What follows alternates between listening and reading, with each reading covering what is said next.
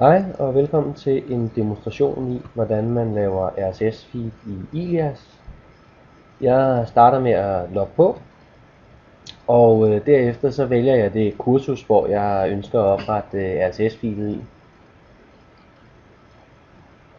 Hvis man ellers har rettighederne, så har man mulighed for at tilføje en nyhedsfeed, og det gør man ved simpelthen at vælge rullemenuen, og så trykke på nyhedsfeed, og så derefter trykke på tilføj.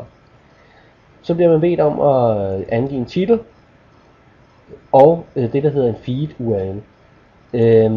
For at finde feed URL'en, så går jeg over på FTF's side. De har lavet nogle RSS feed. Den ene der hedder seneste nyt, det er den som jeg vil have fat i.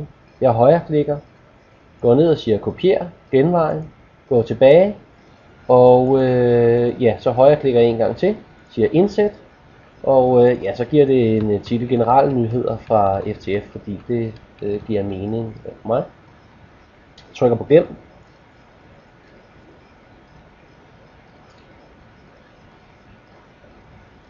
Objekt tilføjet, siger den. Det kunne måske være en bedre besked. Men jeg kan så se, at her nederst til højre, så har jeg lige pludselig 5 nyheder på listen, og det er altså nyheder, som der kommer fra FTF. Så jeg prøver at klikke på en af dem, så ser jeg lige en kort introduktionstest, og jeg kan så vælge et link, der gå til kilden for nyheder. Og så åbner der et nyt billede, og det er jo så på FTF's side, hvor nyheden omkring en multimedieskat, den står. Og det er jo meget vigtigt, men jeg lukker den lige nu, for det er jo ikke så vigtigt til det her. Går tilbage til kursusindholdet. Ja, og som du kan se, så er den her. Jeg kan lige vise, hvordan man tilføjer personlige nyheder, hvis man er interesseret i det. Det er også sådan, at jeg kan tilføje nu tilføjet for et helt kursus. Men hvis jeg også vil have på min personlige skrivebord, jamen så opretter jeg simpelthen et nyhedsfeed på skrivebordet. Gør det samme.